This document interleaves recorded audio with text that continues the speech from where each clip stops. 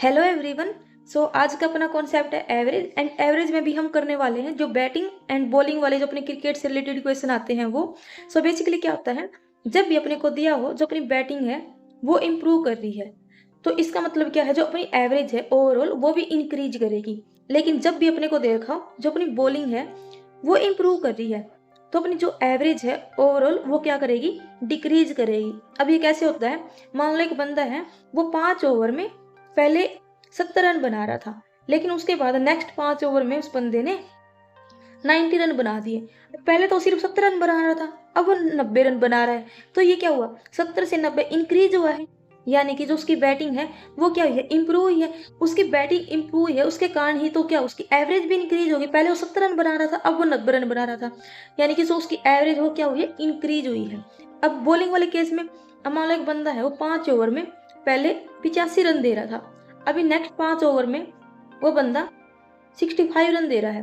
अब टोटल पहले वो 85 दे रहा था, अब वो 65 रन दे रहा है। इसका मतलब क्या है, उसकी बॉलिंग तो इम्प्रूव हुई है लेकिन एवरेज क्या हुई है, डिक्रीज हुई है। अब 85 से वो 65 पे आ गया, यानी कि जो उसकी एवरेज है वो क्या हुई है, डिक्रीज हुई है। आई होप आपको ये समझ आया हो। सो इसी से रिलेटेड अपना क्वेश्चन देखते हैं।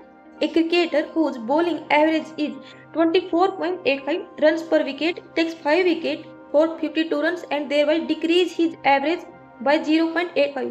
अगर डिक्रीज की जगह यहाँ पर इम्प्रूव लिखा था तो भी क्या होता, हम डिक्रीज ही मानते। ठीक है। The total number of wicket taken by him now was, अब क्या दे रखा है, अब मान लो 24 8 पॉइंट रन पर उसने एक्स विकेट लिए हैं। ठीक है। एंड उसने क्या बोला, 5 विकेट्स लिए उसने 52 रन के लिए, 5 विकेट लिए है उसने 52 रन, तो एवरेज कितनी आ जाएगी, 52/5 कितना आ जाएगा, 10.4।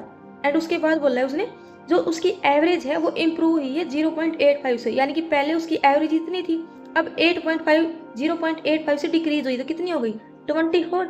सो अभी एलिगेशन से निकालेंगे तो कितना आ जाएगा, इधर से आएगा 0.85, ये आ जाएगा 13.6, इधर एक जीरो लगा देते हैं, पॉइंट से पॉइंट कैंसिल, ये आ जाएगा 5 17 272 17 17 1 17 17 ठीक है 102, ये आ जाएगा 16:1।